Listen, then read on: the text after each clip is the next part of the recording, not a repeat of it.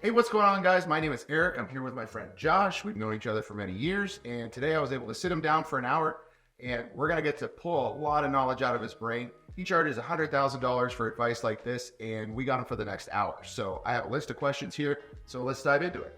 I'm ready to dive into it. Let's do it. Awesome. So my first question for you, Josh, is what is the most crucial first step for someone starting a small business? Just quit. Just give up. That's it, just quit? Yeah, just go get a job. No, I'm just kidding. Questions like that are hard because there's obviously multiple steps, right? I guess technically the first step is making a real decision, right? Are you committed to actually doing it? If people try to do stuff, they dabble with stuff. So if you're going to do it, actually do it. Myron Golden teaches how the word decide comes from the word to cut off. Like the etymology of the word decide means to cut off all other options. So if you're gonna do it for real, because people tend to have a lot more success when their back's against the wall and they have no choice. And when you try to play it safe, sometimes you end up just doing mediocre and multiple things, right? Yeah, that makes a lot of sense. So what's the best way for a small business to build a strong local presence once they jumped in? You have to do lots of things. You have to do a mixture of things, but a strong local presence, you got to make noise. I mean, the number one problem for most small companies that I see is that they market like a mouse. They're very timid and quiet, and I get it. It's scary, especially if your business is new. You're like, people are going to be mad at me. I don't want to bother people, but like your job is to bother people. You're the chief bothering officer of your company. You have to be noisy, and there's a couple reasons why. Number one is, the attention spans people have is low. The other reason is you being incessantly noisy with your marketing actually isn't that loud to your market. So you market and make noise and go live on Facebook and you network and you talk about it and you eat and sleep and breathe it and all this stuff. The people, it's not like that to them. They've see you and then they heard something that they didn't pay attention to. Then they saw something that looked good, and it doesn't feel like a lot to them. Russell Brunson talks about how when people are doing marketing, what they think is happening is they're standing on a stage in an auditorium talking to a crowd of people who are taking notes, and like, thank you for coming. I'm a carpet cleaner and I have a great special for you today. And they think the crowd is nodding their head like, let's see what this guy's got. Let's see what his special is, that's not what's happening at all. Marketing, according to Russell, it's more akin to standing on a sidewalk with a megaphone, yelling at a parade of people walking by you. Right? So they're not even paying attention to you. They're just living their life, going to soccer practice, and you're like, hey, I have a carpet cleaning special that's really great. They didn't even hear you because there's also 700 more people on the sidewalk.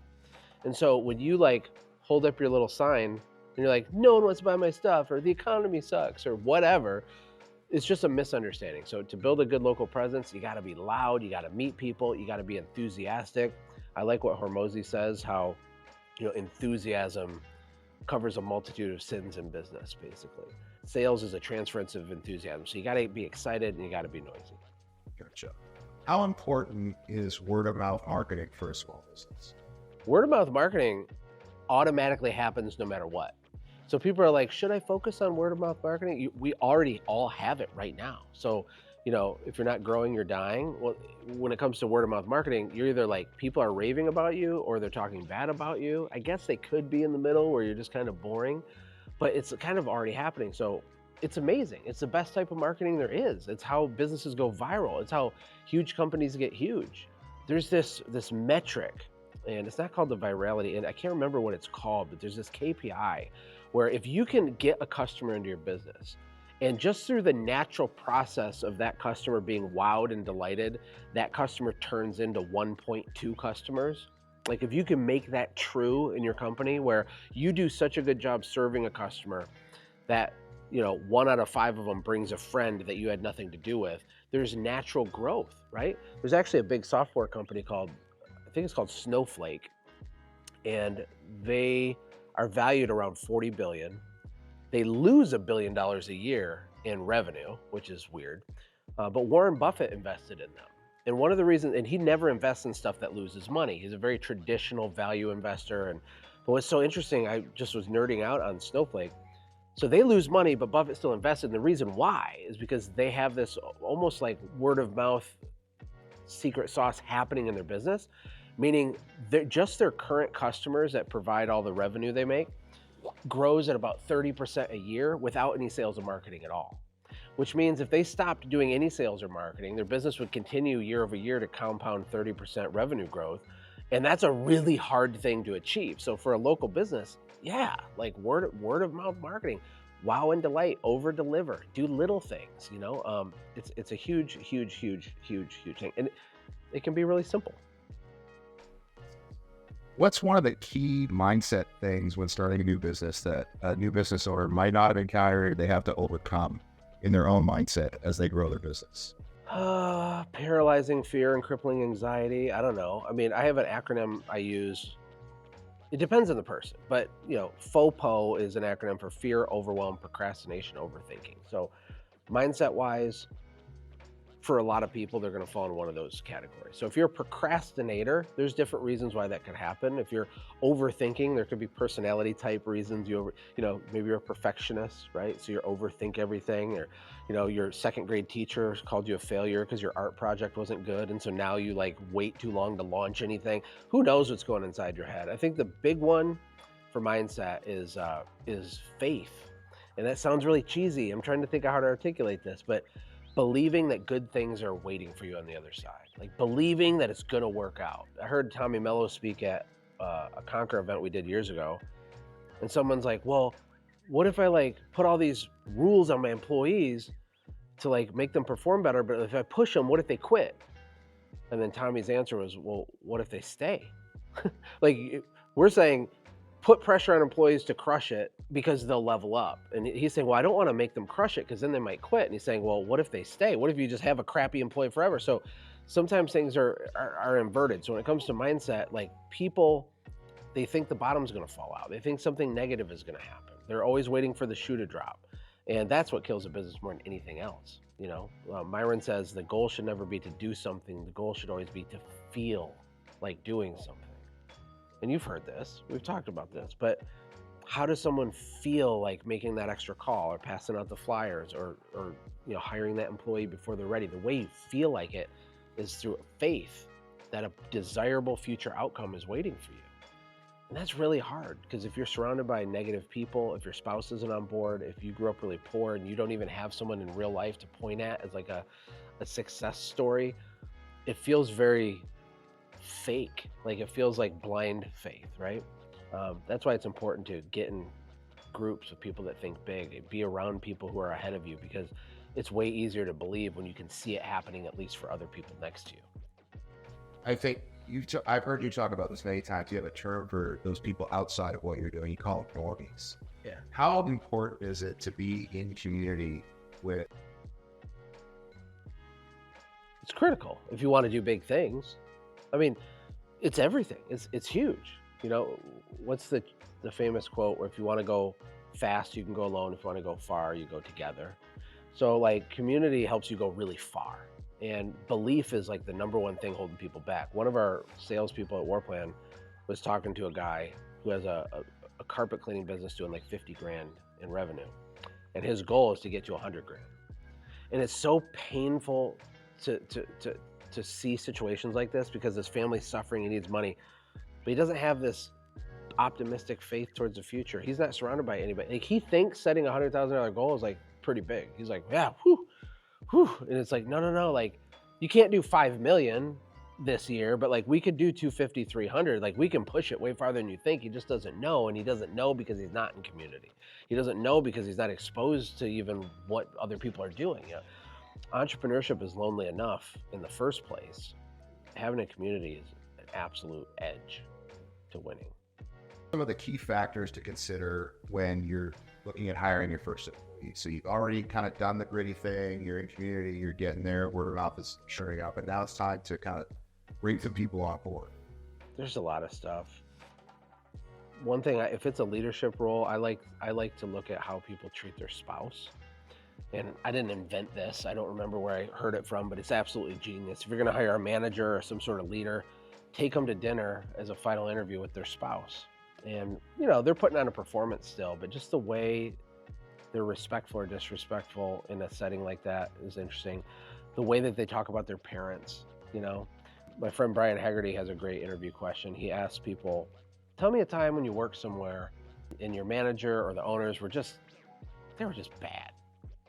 Like they were just inefficient. It was a nightmare. They just sucked at their job. Like, what comes to mind when I say that? And then they'll answer, and then you say, tell me another time.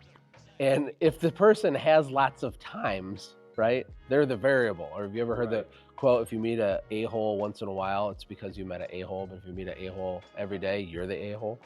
So it can identify victim mindsets, the way they talk about their family, just if they have a negative tone, man. You want optimistic people, because it's really hard to do a business. It's basically impossible to succeed with a business.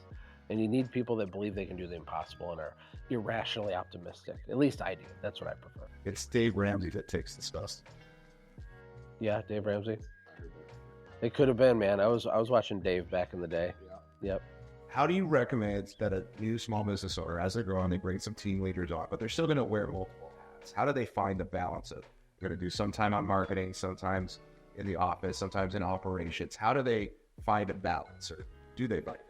I think balance is a joke, personally. Okay, people don't like this answer, but balance to me means that you're mediocre in every single category of your life.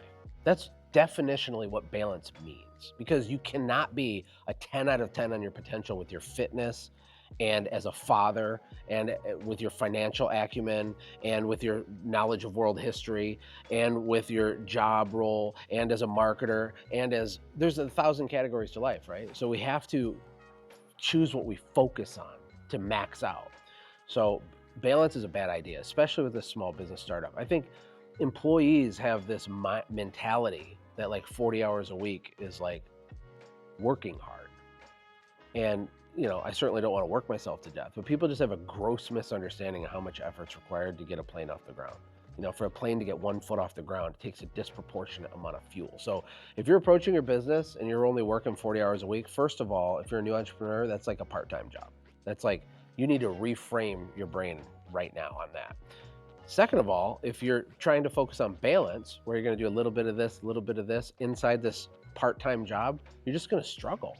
You got to go hard. You got to grind. You got to work late. You got to reframe what hard work is. So practically speaking, the way to shift gears between marketing to leadership to finance is to use time blocking.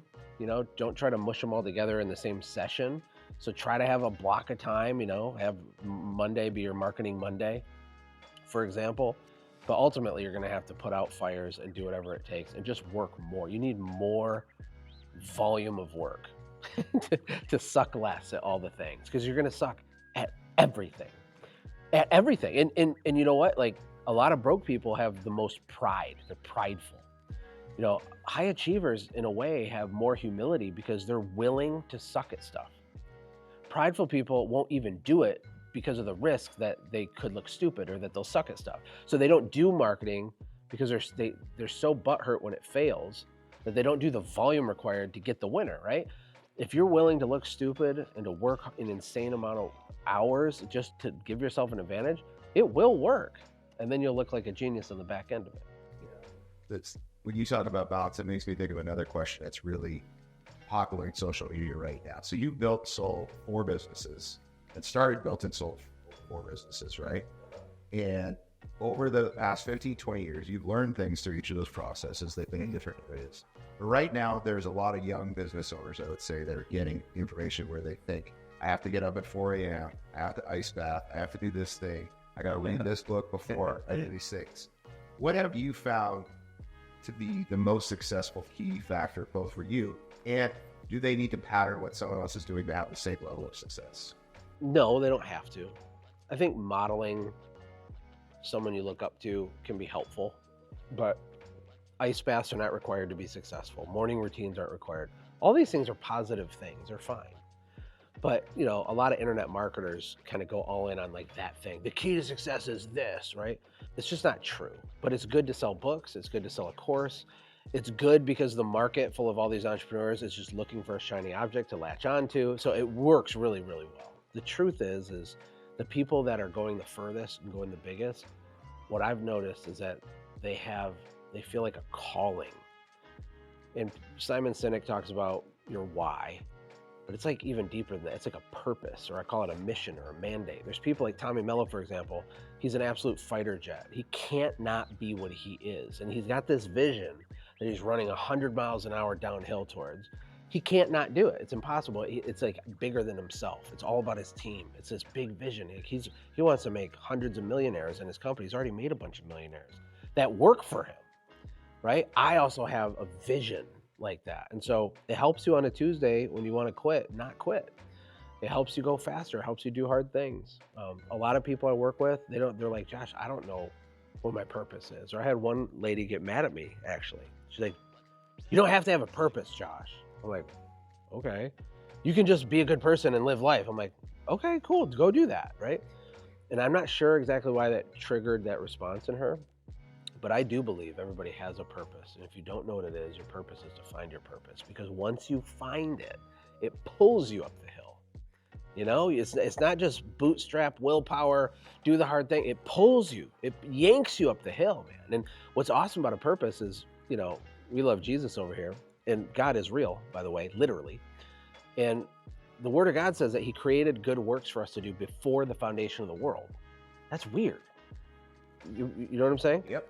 What that means is that He made cool stuff that only you can do before He made you. And so your job is to find that purpose so it can pull you up the hill, because God never even starts something unless it's already finished.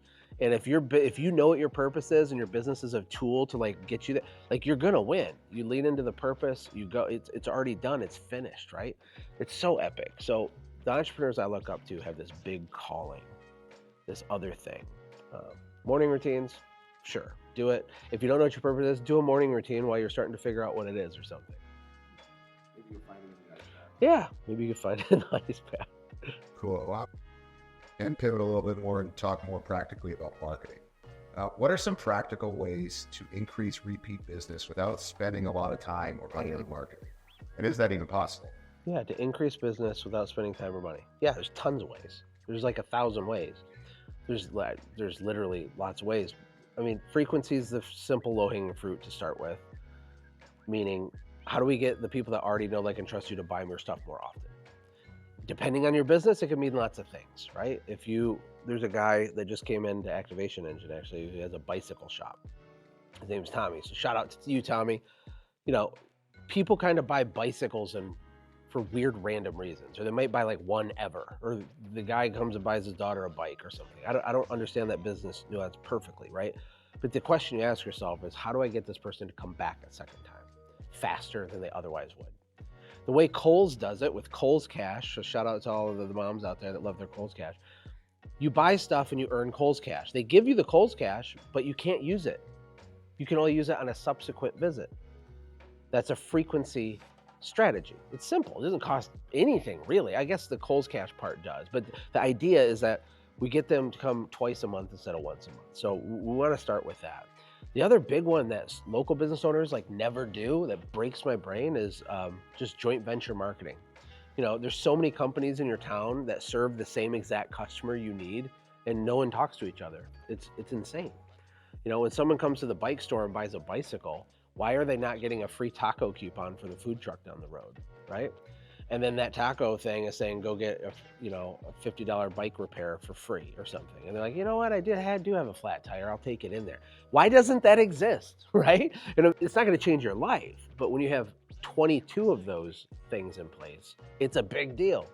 You can interview other business owners and have them go live on social media. You can do so many things with joint ventures and with frequency, and just asking people to buy your stuff more often.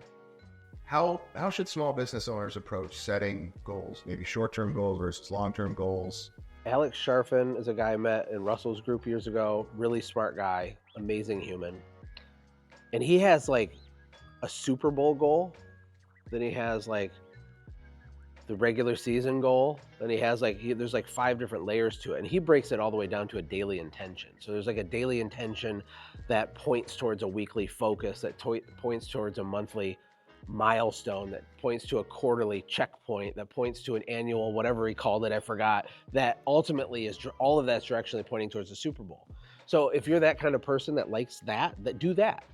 Where I see people make mistakes with goals is they obsess over the outcome, or they don't understand how big or little to go, right? So if you're not sure what your goal should be, get around people who are slightly ahead of you, and it'll get easier for you to pick like a reasonable goal. Because I'll ask people, like that guy I just told the story about, he only set $100,000 goal. It's like insane to me. But the word he used is a trigger word. Small thinkers, they use this word all the time, and he used it. She told me he used it on this call. He used the word realistic.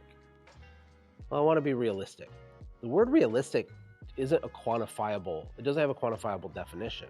It means something to different people. It's all subjective, you know? So in his mind, he's like, well, I want to be, so he's got this mental barrier with 100. So that's why it's realistic to him, right?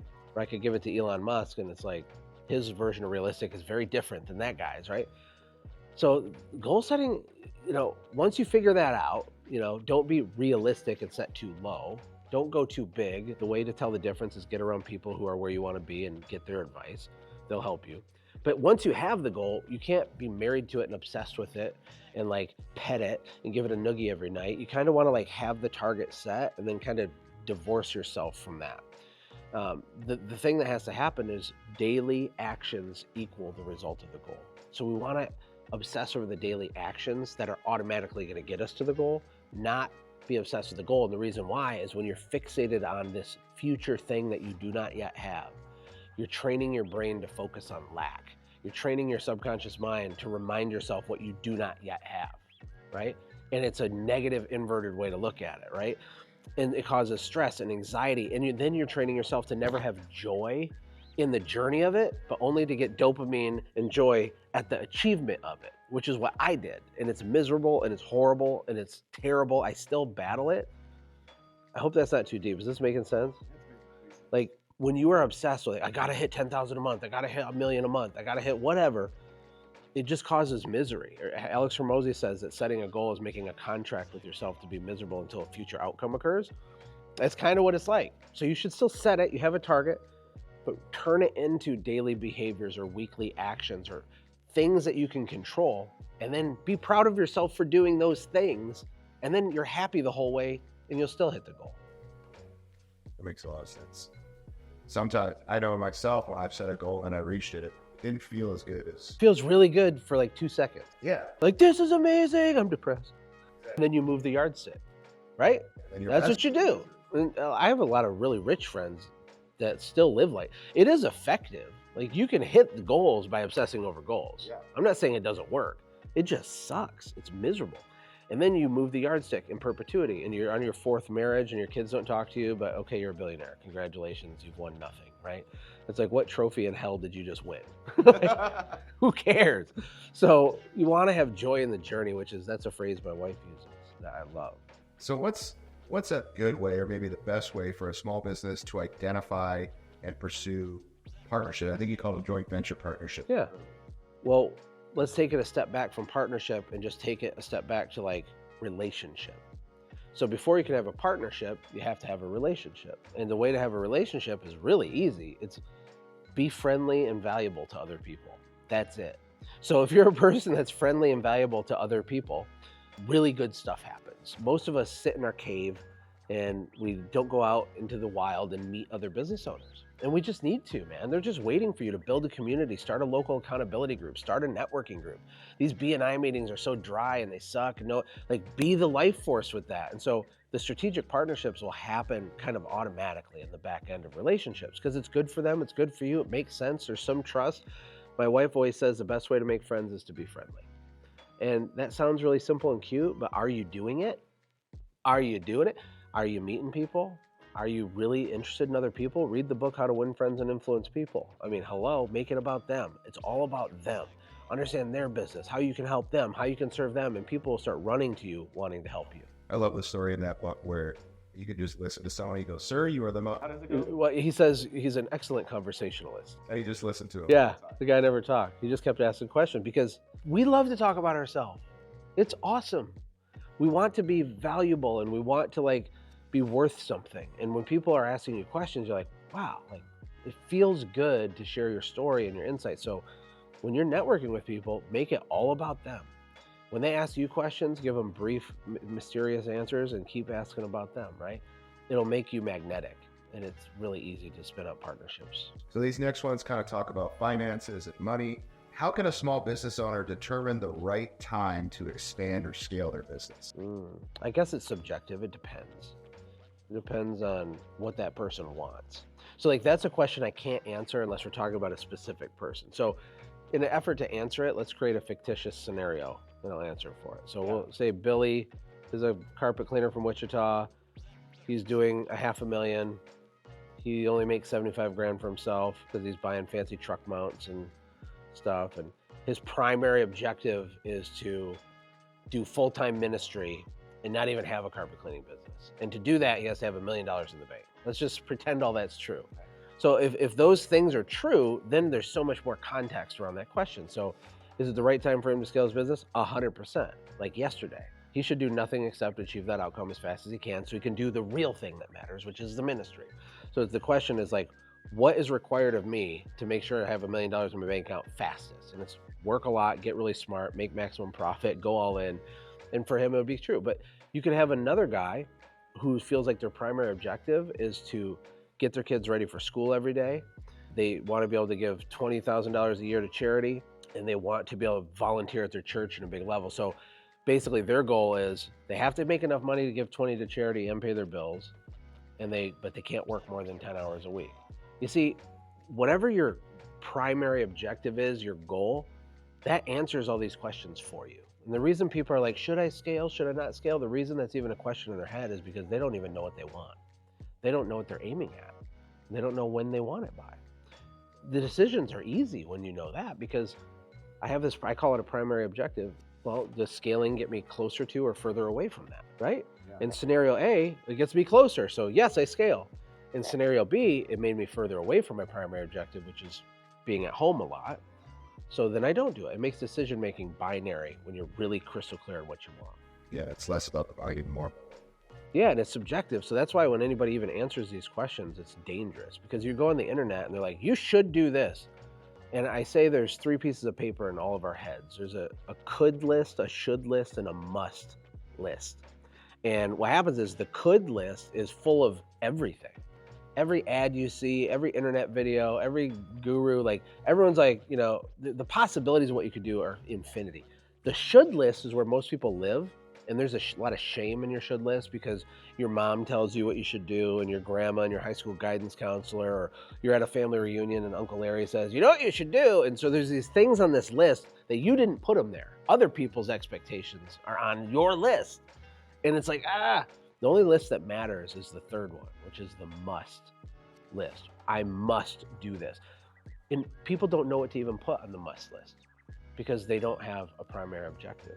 They don't know what their mission and mandate or purpose or destiny is. So they just genuinely don't know. So they live in the shoulds and the coulds, and it's just kind of mediocre and miserable. What are some common financial mistakes a small business owner could make, and how can they avoid them? If you want to get rich, you have to delay gratification. And that's the biggest mistake for most people. Hands down, is they reward themselves too fast. And if you were an employee and you never made a lot of money, when you start a business, you can think you're making a lot of money because you did 20 grand in a month and you only made $4,000 a month as an employee, and your business collected $20,000. And whatever the number is, there's this level of stewardship that has to happen with a business where you have to let lots of money come through your hand and keep going without clenching down on it. And it takes discipline. You're like, 20 grand, woo, right? Well, then there's no revenue the next month, and you can hire no one, and your equipment breaks, and now you have to do a credit card. And it's this cycle of destruction where people are buying bass boats and overspending. And it's hard, but that is the key. And you'll notice people that kill it, even big dogs like Tommy, or I remember Chris Lamborghini's, he was doing like 100 grand a month eating ham sandwiches, living in a basement. I paid myself, when I had my cleaning company, $500 a week until we hit $70,000 a month in revenue. That's pretty wild. And when we got up to about 100,000, I raised it to $750 a week. And that's what allowed us to grow so fast, though. With our current Project War Plan, I have millions of dollars tied up into this, and the business has made money too, but I've just come out of pocket in 7 figures for this to exist. And it's scary and it's sickening, but the payoff on the back end will be proportionate to the sacrifice on the front end. Yeah. What advice do you have for small businesses dealing with seasonal fluctuation? There's two ways you can look at it. You can be really super happy because it's kind of like being a teacher. You get paid 12 months for doing 9 months worth of work or whatever. And that's one of the things I really liked about my business. And so it can be a positive, depends on what you want. The downside of it is that it's hard to retain staff, right? And if that's important to you, then path B is we have to level out your revenue curve. So most companies, depending on your service, have like a curve. Like you collect most of your money in these 90 days and then it dips and then there's a good chunk and then it's dead maybe at the beginning. Like there's these dead spots. So what do? Here's a few ideas. Number one, you budget from the beginning by understanding what your revenue curve is, and it's not a problem. You can keep your staff getting small basic paychecks in the down season because you set up a pre-authorized transfer into a savings account through your regular season. It's going to cost you, $62,000 to hold them together through the winter, let's say. We have to have $62,000 in this special account by December 1st. And so we figure out how much a week to transfer into the thing. We adjust our prices accordingly. That's one way to do it. The other way to do it is to add additional services, but that adds a bunch of complexity. So if you're going to become a snow plowing company and you're a cleaning company, that's fine. You could crush it doing that, but it does add complexity.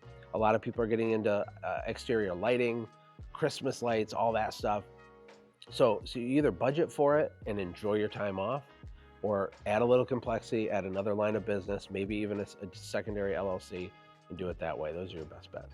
So when it comes to slow period, it's not necessarily the off season, but when you have those dips in your revenue flow, how do you stay motivated and how do you push through those slow periods? It's funny how people get demotivated when it happens. To me, it's funny because it happens every year. So it's almost like December 25th comes and people are waking up and they're like, what? It's Christmas? Dang it. Like, what the heck? And they like bought no one a gift or something. Well, we know like this isn't new. This happens every time, right? So you don't have to get stressed out about it. It's a natural buying cycle. There can be weird, and there's lots of tactics to do it. So like, here's two tactics. Number one, we would try to sell high ticket commercial work. We had a cleaning company, residential, but we sold like expensive stuff to big businesses that we clean stuff for them. We would sell it to them with a price that's up here, but tell them we'll move the price down here if they book in August or September, which was our big trough. We'd get really dead, right? So they didn't have to book then, but if they did, they'd save 10% or whatever. Now, I had already inflated the price by 10%, but that worked really well because these types of customers are like, yeah, it doesn't matter if you want to do it in August, that's fine, that'll work. We'll take the savings, do it then. And so it makes the cliff more of like a speed bump. That's one thing. The other thing you can do is during your busiest time, you should be raising your prices up as you're getting busy, which means some people won't buy your stuff because you're like really expensive during peak demand. And when it starts to slow down, go back and get those people and give them a discount. You quoted them 1,000, but your normal price was 800. Tell them you can do it for 800. Your schedule opened up. You're coming out of peak season, but act now, right? So these types of things help level it off. It's never going to be perfectly flat, but you want to take the cliff and turn it into a little speed bump. So you talk about raising your prices, and especially when you're busy. And we talked about mindset. Can you talk about the connection between a business owner's mindset and setting their prices, especially when it comes to raising their prices? Yeah. I went to a Dan Kennedy conference and I walked in the lobby and there's this huge letters that said, don't change your product, change your customer. And it was like, so people in any industry watching this are like, I'm struggling, I'm broke. Maybe you don't need to like do a different industry or sell something different. Just change who you're selling the stuff you sell to. Change your customer and everything can change in your business. So the reason I say that to answer this question is how you get them is how you got to keep them. So if you have a book of business of people that bought your Groupon, we're going to have a hard time because when we do our massive price increase, that's not what they signed up for. You have a particular type of who that's buying your stuff. And just like if you're like a girl and you want to get the attention of boys by wearing mini skirts, how you get them is how you got to keep them. So don't you go gain 20 pounds because it ain't going to work anymore. So they didn't come to be with you because of your brain and your character and who you are as a human. They came because of the mini skirt. So if you are just basement bargain hunter Groupon guy, yeah, you should raise your price, but we're really starting over with attracting a different customer. You know what I mean? If you're selling to affluent people, you just sell for more money. I mean, that's the answer for like most businesses. Sell more expensive stuff to people with more money. Just do that. Everything's easier. And there's a lot more affluent people than you think, like a lot more. I read a stat on like a Inc. article or something that around 6,500 people per day became millionaires in the United States in 2022, per day. Okay, so like you're over there feeling sorry for yourself broke. People got money. You don't, but people got money and they'll give it to you for your stuff. So charge more money. So if we get those people, we got rid of the Groupon people, we want to keep them, obviously. I heard you say that in there. What's your advice on using incentives or loyalty programs to boost your customer retention? I mean, all that stuff's great. I think sometimes we add unnecessary complexity to it. I think if you just do an insanely good job, your referrals will explode if you just ask for them nicely and leave it at that. And you do a really good job. Like you don't need necessarily more than that. But there's other companies like Howard Partridge teaches, a specific type of referral system where they pay for referrals, and that's great. And he has a $3-4 million carpet cleaning business. He's trained tons of people. Any of it's fine, but have a system for it. Be organized with it. Pick a system and work it. There's like all roads lead to Rome. There's lots of ways to get a result. I don't think you have to have an actual incentive program for a local business where you're like paying people necessarily, but it's okay if you do that, and it's awesome. Just be consistent with whichever way you do it. So as a business grows, there's a lot of people that fall, I call it, into the data trap. They spend a lot of time trying to figure out what they need to be paying attention to as they grow their business. What do you think, as someone is starting a business to their first big push through growth, what are the most important metrics for them to focus on? The most important metric for any small business is gross margin.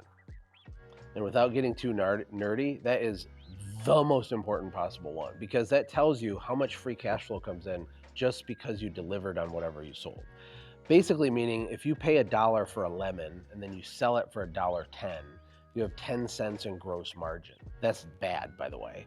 And then your gross margin is what you're gonna pay all the rest of the business expenses out of. Now, you've heard the quote that revenue is for vanity, profits for sanity. That's true. We want to have a great net profit, but we also want to have a great gross margin because that's what allows us to scale. It'd be really hard without getting a whiteboard out to explain why. But even if you watch videos from people like Hormozy or anybody that knows what they're talking about in business, having a really fat gross margin is a big deal. So for example, if you have a pressure cleaning company and you pay your technicians 20% of the revenue to go wash the stuff with the pressure cleaner, and the chemicals cost 1%, and the gas and the fuel in your truck to drive to the thing, whatever your cost of goods are to do one job, right? You make $1,000 in revenue and it costs you $200 in labor and soaps and all that. That means you'd have an 80% gross margin. That'd be a really, really good. Most pressure cleanings are like 60 to 70% gross margin. The higher it is, the easier it is to scale, the more mistakes you can make with marketing. Everything is easier. Everything is easier. But a lot of companies, they have these tiny little prices and they can never build a business around it because they think when they're small, and maybe I'm getting way too in the weeds here, but this is what happens. They do $1,000 in revenue, but it costs them $500 in cost just to clean the $1,000 worth of stuff. That's not good enough because they have future expenses waiting for them that are unrealized right now. It's just them and their buddy in a truck, so it's fine. But when they have an office and they have to have like another level of professional insurance with an umbrella policy, and when they're going to have company provided cell phones, and they're going to have a 401k, and they're going to have perks for people in the future, all those costs, they're not built into it. There's not enough money for any of the expenses to get paid for. So they might feel like they're keeping 50% of it, but they're not, right? But if their gross margin was, 75%, meaning they've paid their employees really well, but there's still 75% of the money left over, then they can build a company. They can build a company. There's enough meat on the bone to do real stuff, to give people a freaking vacation day, for God's sake, to buy people the not used piece of equipment. You can do like real company stuff instead of always trying to scrape through and barely make it. So interesting when we talk about raising prices and talking about having enough margin. There's a question I have here, and it's kind of indicative of a mindset of someone that goes, I can't raise my prices. The question is, and I don't think there's a legitimate answer to this, but sidestep it, tell me what's really loaded in this thing. What advice do you have for small business owners facing stiff competition in a saturated? Well, competition is a real thing, right? Economics works on supply and demand. And if there's lots of competitors, that means there's lots of supply. Now, it usually also means that there's lots of demand. But if there's lots of supply and there's lots of demand, then you can get a little bit smaller piece of the pie. The reason that question I don't think is super relevant for most small business owners is because it just is not true that they can't 10x their business even if there is tons of competition. When I started my window cleaning business just south of Flint, Michigan, not a tourist destination, people, we were the only residential window cleaning thing. At the time, it like wasn't a thing, and it was actually really hard to sell it because people were like, window cleaning, huh, yeah, I'll do that. But it was like new. When I sold the company approximately 9 years later, there was like 22 companies in our same zip code. 22 companies 9 years later that did window cleaning, residentially. And our average ticket and close rate were higher at the end, and our revenue was bigger at the end. It was easier to grow in year 9 than it was in year 1. So competition has like good benefits because you guys are collectively educating the market about the stuff that's for sale from all of you. And they see the fish window cleaning truck driving by 5 times a day, and they get your flyer and they buy.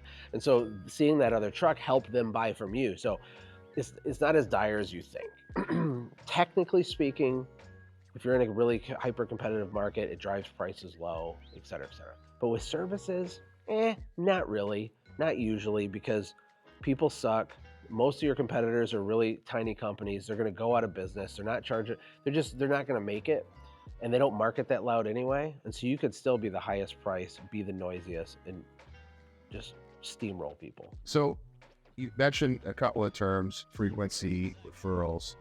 Can you explain, we use an acronym around here called Frap, get your Frap together, right? Can you explain what Frap is and why it's important to business owners? Well, unless you hate money, you need to get frappy with it, okay? The Bible says the love of money is the root of all kinds of evil, right?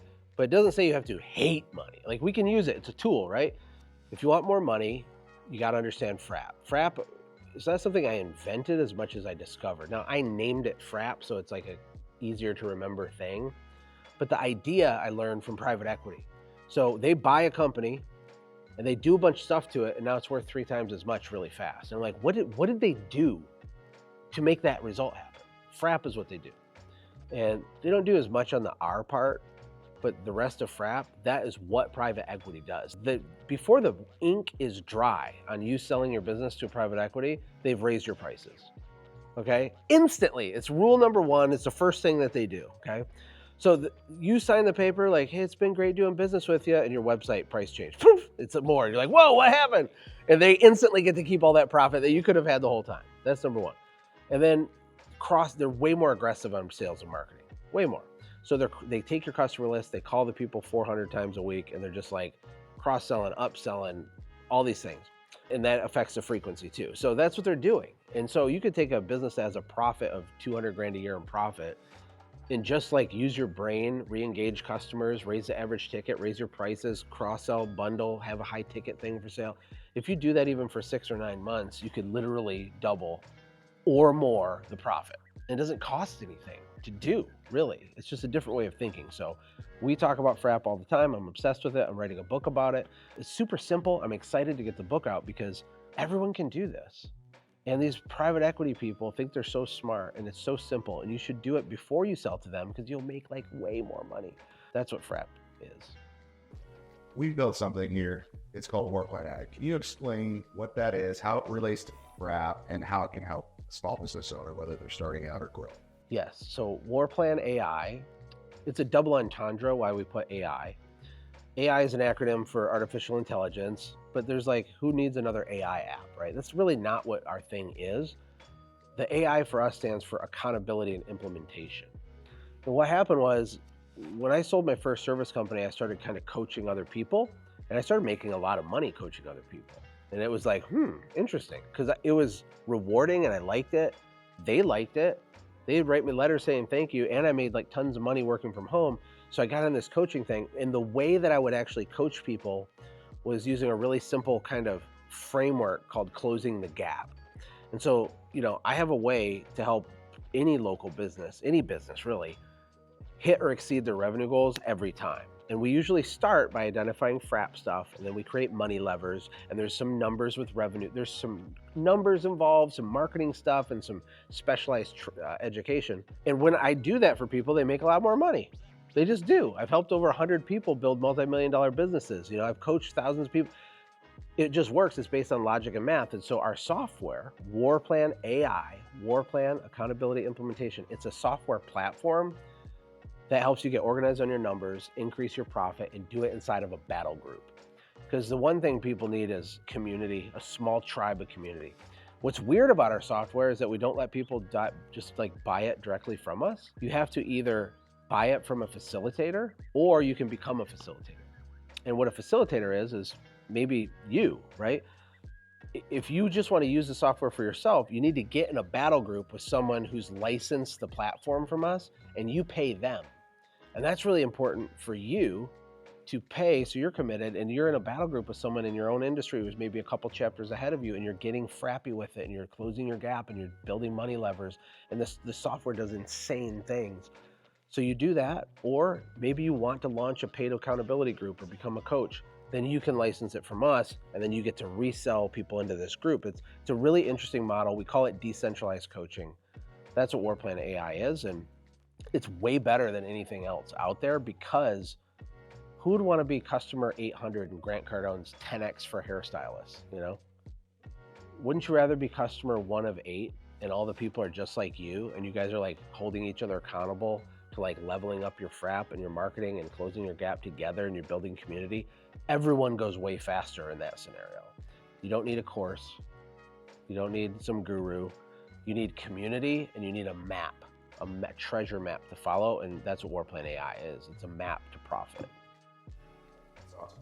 I know I love using it every day. I love being a part of this. I love seeing it, the things it's doing for the people that are using it. And it's funny when I talk, because you started as my coach, and then we became friends, mentor. Now, you know, we work together here, and I tell people how amazing this is. The strategies and the formulas and the coaching that you gave me, they would take me 16 to 20 hours a month to do the spreadsheets, make the calculations, but they still worked. It's what allowed us to grow to 7 figures. And now with this platform, they can do it in as little as 15 minutes a week. Yeah. Right? Yeah, it's And crazy. I look at them and they go, oh, 15 minutes. I go, it was 16 hours for me. And it was still worth it, because I knew it's hard work to know your numbers. To track all this. It is hard. So I tell people it's hard work, but it doesn't have to be guesswork. Right. So WarPlan makes it way faster, but you still got to do stuff, but it's not that much stuff. It's faster. It's a few minutes a week. But knowing your numbers, you got to. Like, you're never going to do big things if you don't have a grasp on your numbers. And you're never going to be able to scale to do big things if you don't have more profit. So the only thing we do is help you make more profit and more money faster. And that's what it does. And it's in beta still, but we have hundreds of people using it. I think we have 70 facilitators as the recording of this. The goal is to get to 5,000 in 3 years. It's going to be awesome. And it's going to light the world on fire, because we don't need more gurus. We need just small communities, right? Like, maybe you watching this should start a community.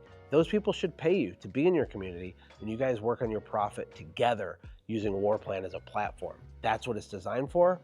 It's amazing. That's like you say, it's a lot better to make money when you're happy. Yes, it's a lot easier too. We've gamified it, and that's why community is so important. And Josh, I just want to say thanks for taking the time to answer these questions. I hope it was valuable to you guys out there. And I know I've known you for many years, and I always think it's great to sit here and pluck your brain and get answers from you. Yeah, I'm surprised you haven't just quit yet, listening to me blab on about business. But no, we appreciate you too, and your beard is a great representation of the epicness of our company. Glad to have you here, man. Thank you. So if you guys want to hear more from Josh, or you want to get coached by Josh, we got a free community where you can learn from Josh and see a demo of WarPlan AI. Just go to warplan.com, and you're going to find it all inside there.